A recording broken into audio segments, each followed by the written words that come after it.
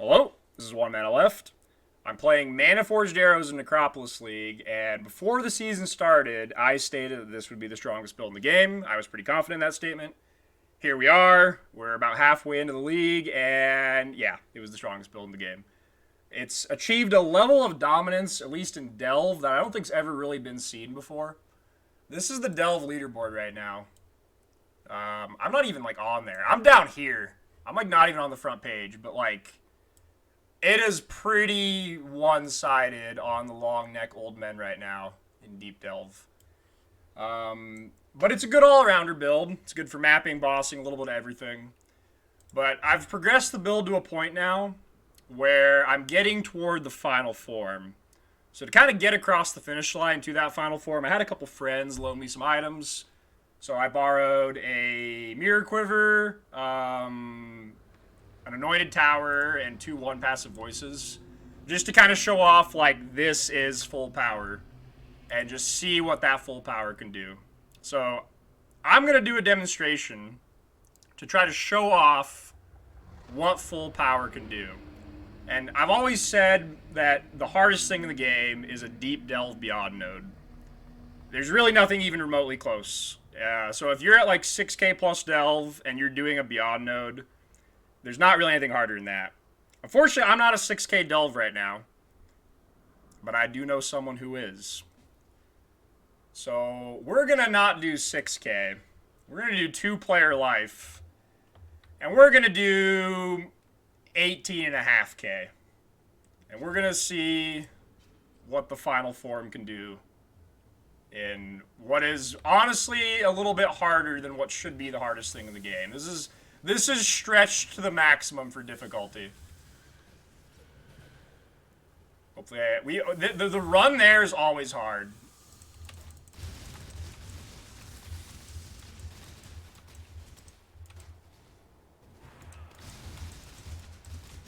The initial lag is going to be a little rough.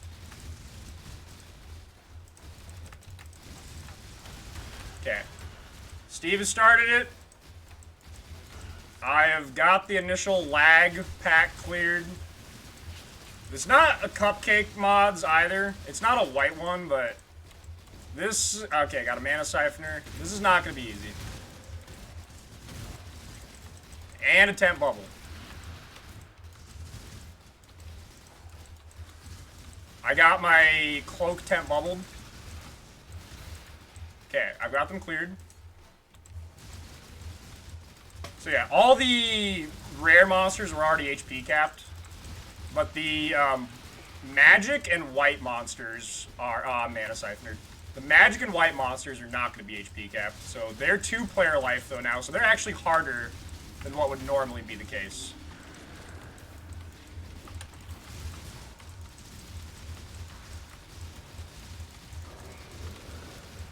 And that is victory. Alright.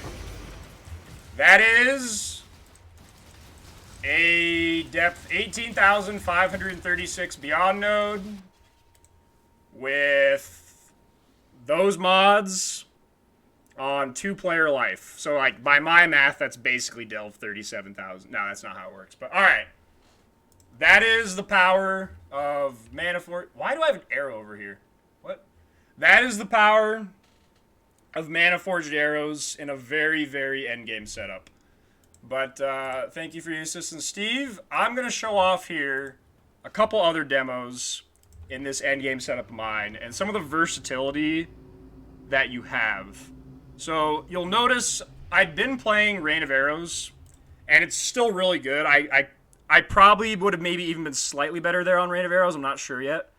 But I've been playing with Ellie Hit of the Spectrum a little bit, and it is good for 3 reasons, alright? On paper, Rain of Arrows is better, but there's 3 redeeming qualities of Ellie Hit of the Spectrum.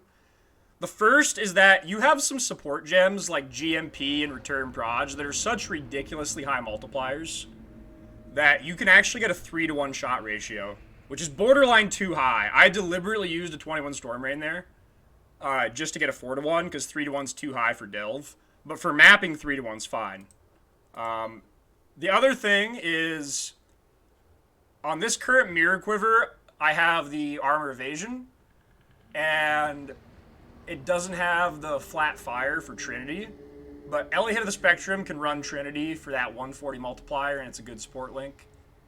But then kind of the final thing is it's good cloak down damage. Like in really, really hard delve, oftentimes at easier content, you can rely on the fact that your cloak will last 7 seconds. And that's kind of your damage window.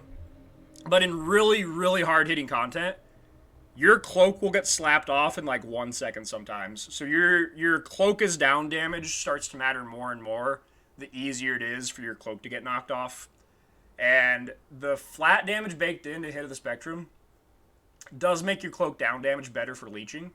So there is an argument to running this setup, but for mapping, this is a far superior setup. So I'm going to show off a little bit on Ellie Hit of the Spectrum. And I'm going to do maybe a tier 17 map here. So let's just do, I don't know, let's do this tier 17 map. So I'm going to just pretty much rush the boss and kill it.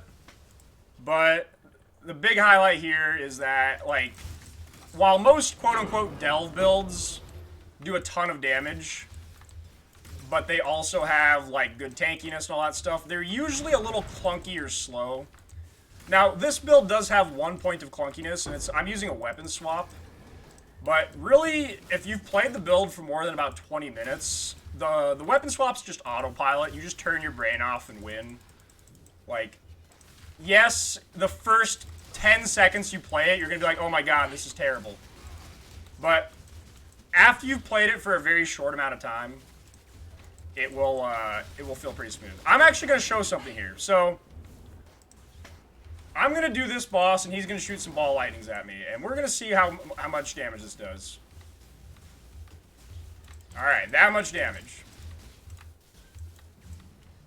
It's a reasonably high amount of damage.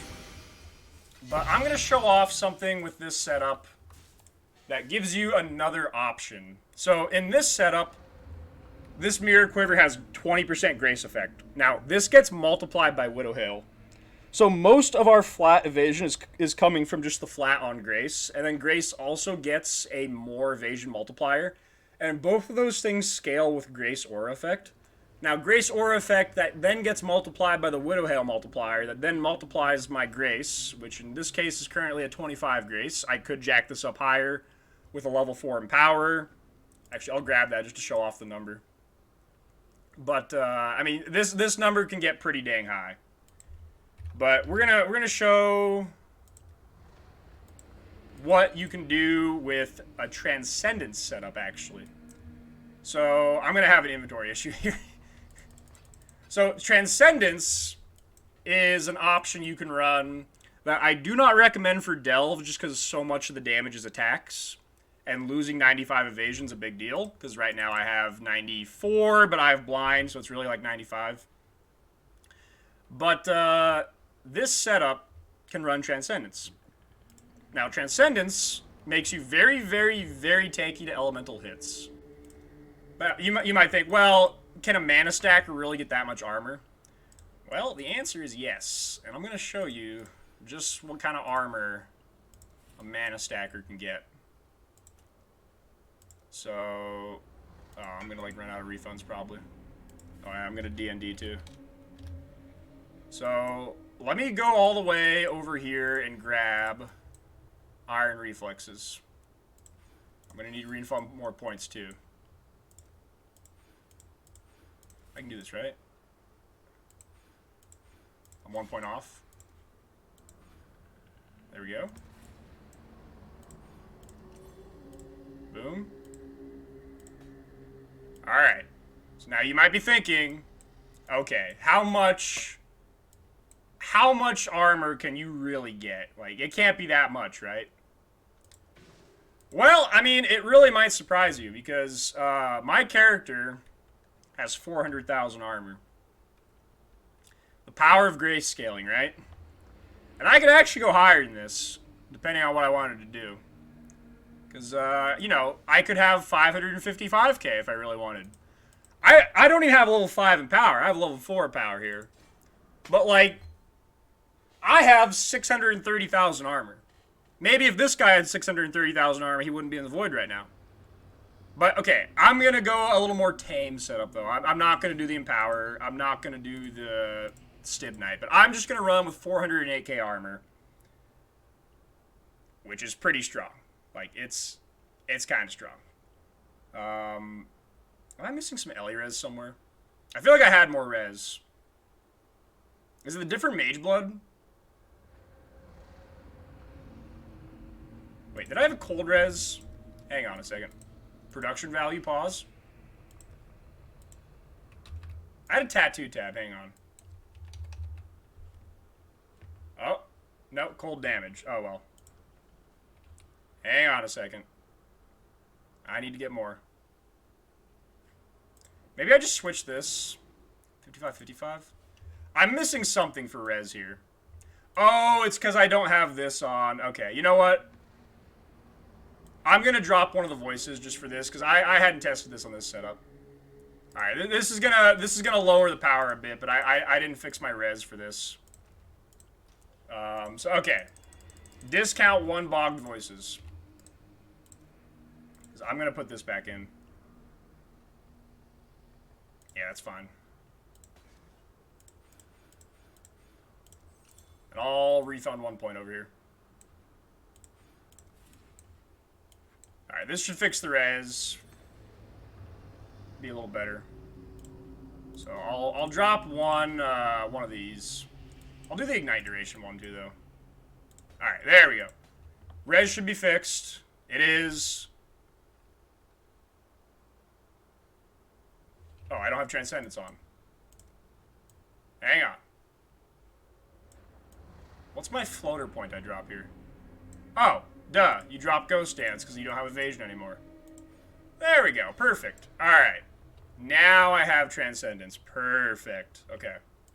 So, what can you do with Transcendence? Well, like I said, for Delve, it's probably not better. Because you get... oh, this is perfect. We have a boss with reduced damage from crits. Okay, we're going to do this. So, remember that ball lightning attack? Let's try this again now with Transcendence and see what this does. Oh. Whoops. Let's see with the same boss, who's now crit immune, so it's going to be like 5 times tankier. Let's see what that does with, you know, an extra 400k armor slapped on. And now watch this take like 3 minutes to find the boss, because I'm doing a video. It's normally right over there, but now it won't be. There it is. Alright. These guys are going to be kind of tanky because they're crit immune, and I have like 500 and something multi. But they should still just kind of die instantly because I'm Manaforged arrows, so they do. Alright. Let's see how these ball lightnings hurt now.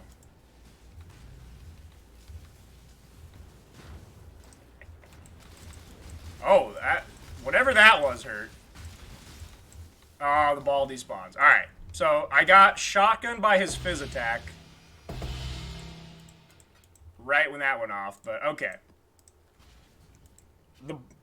Maybe it didn't go the best, but okay illustration on the tankiness difference. But let's do a Maven. How about that? All right, let's do an Uber Maven. Help me clear my inventory out too. And let's see how this goes.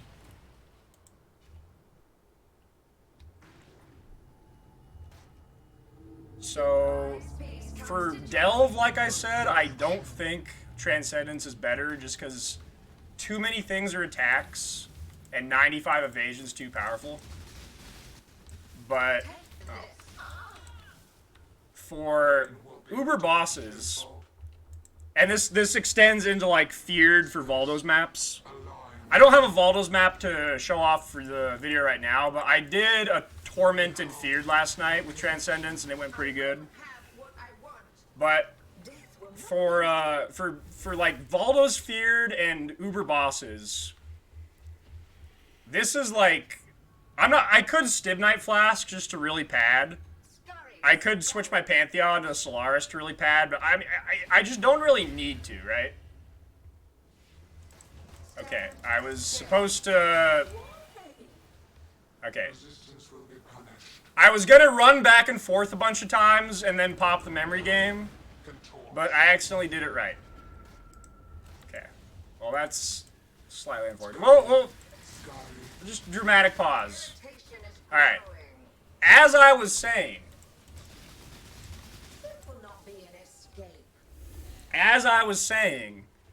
like, I don't need to have Ruby Flask up. I don't need to switch to Stib Knight. Like, I just don't need to do any of that stuff. It just doesn't matter. We're just tanking. Like, this is just the power of Transcendence. Like, most of the damage there is Ignite. Like, I took like 2k from the hit. And then, since I'm not Ignite immune right now, I took a little bit of Ignite damage afterwards. But, like, you know, if I was an actual proper Transcendence setup, and I got Ignite immune, that would be, like, the most joke memory game ever. I'll do another here. Yeah, I should have grabbed Ignite. Okay, I'm not gonna screw it up. I'm gonna go over here because like the first 3 were that one. All right, it's only gonna be Ignite. Yeah, see, only the Ignite does any damage to me. But like you could just get Ignite immune and that wouldn't be a problem. All right, Awaken and Lighten for the video. Thank you. I mean, minion damage. Ghost Reaver. I don't know. That might be money. I'll find out later. Alright. Let's do one more Uber Boss demo here. Because I have some Exarch. Also, I told you I'm not Ignite immune. This also doesn't get me Ignite immune, but we'll just... There's going to be a bit of an Ignite issue. So hopefully that doesn't screw me. Just this would have been a much more convincing demonstration with Ignite immune. I'm not going to instant kill him because I want to show the ball phase.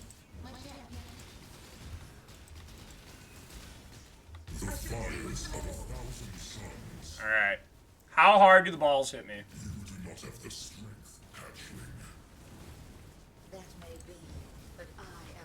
It's really just the Ignite. Like, it is just the Ignite doing damage. The actual hits themselves aren't doing anything, but the Ignite is doing a shit ton. But there's your good old Steel Mage, like, you know, run through all the balls demo. But, like, the reason I like this setup is because I don't think there is a jack-of-all-trades setup that wins for everything. But with this setup, I can switch between the two. So for that Beyond node I did with Steve there, I don't want to have Transcendence. I want 95 evasion. So I just unspec Transcendence, and I unspec Iron Reflexes. So for Delve most of the time, I don't run Transcendence. If I'm bossing instead, I can run Transcendence with all this armor, and it's a joke. There are some things, and for Valdos I would also run Transcendence. There are some things for Delve, though, that you would want to do Transcendence for. So this is a good example here, okay? I've got a 2.5k all, not very deep, but this is perfect, because he's got 109 extra fire on top of his main abilities are mostly Fizz converted to cold. So, if you guys watched my Deep Delve video, hang on, I'm going to make sure I have flares. If you guys watched my Deep Delve video, there was an attack that all gets when you empower 4 of the statues that you're not supposed to tank. I told you, if you ever hear all say, her knock, log out. Log out.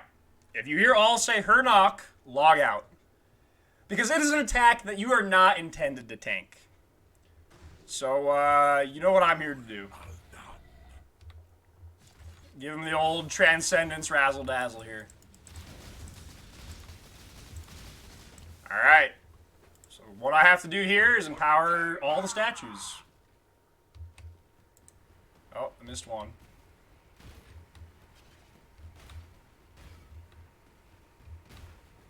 Ah, close enough.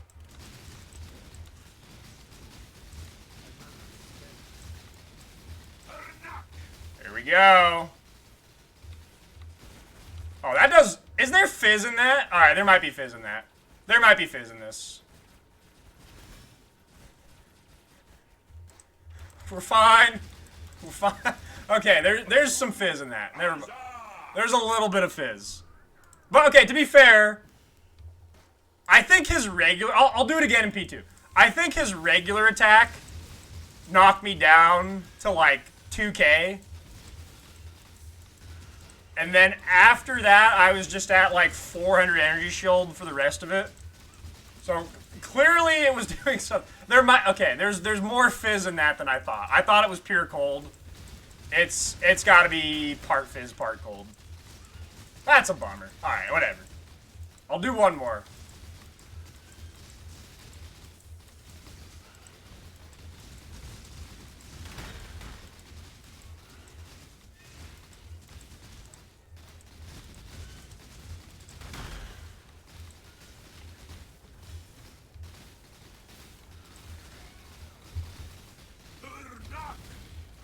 Alright. Oh, I don't have, Oh, oh, that's dumb. I dynamited the... Okay, I dynamited the Hernok. He'll do it again, right? He'll do it again?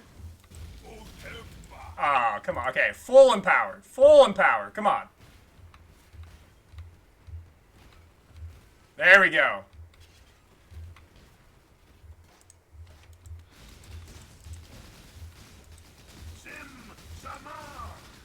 Come on. Alright, he's not gonna... He's a coward.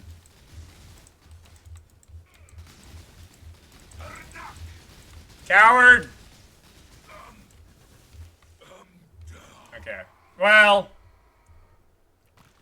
That didn't go quite the way I expected. He did give me 11 divines. But... I thought it was pure cold. It seems that it is probably half fizz. But, alright. You get the idea. This is my version of the super endgame POB. I have the ability to go Transcendence with a lot of armor. For bosses, Valdo's maps, certain delve content, anything that's going to do a lot of elemental hit damage.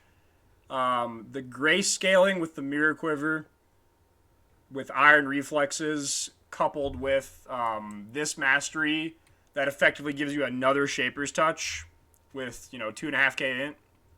It just gives a lot of evasion. Just a lot of evasion. So it ends up making your armor just off the charts, and the best way to take advantage of that is Transcendence. But I then also have the ability to just swap out of Transcendence, swap out of IR, and just go back to my regular setup, which has like 150k evade for 95%, and then like 23k armor or something. Which with the Watcher's Eye I have, I 90% fizz mitigate a 3k fizz hit. Even like a 10k fizz hit, I like 60% mitigate. So it feels pretty good in Delve having that setup. It does good things for cloak up time. Yeah. This is probably my last Manaforged Arrow video for the league because unless I think of something really wacky, I think this is like pushing the limit of what the build gets to, which is always my goal to take a build to that I'm playing. But this is a couple different ways to play it. You can run Ellie Hit a Spectrum instead of Rain of Arrows. You can run Transcendence. You can run the Militant Faith. You can do no Transcendence with Militant Faith. But it's a very versatile build that has like 20 different endgame setups you can use, and these are the ones that I've settled on that I kind of like. So I'll catch you next time. I've got some end of league wacky science planned probably, but this is probably the last Manaforged update we'll get because this was the final form. I'll catch you next time.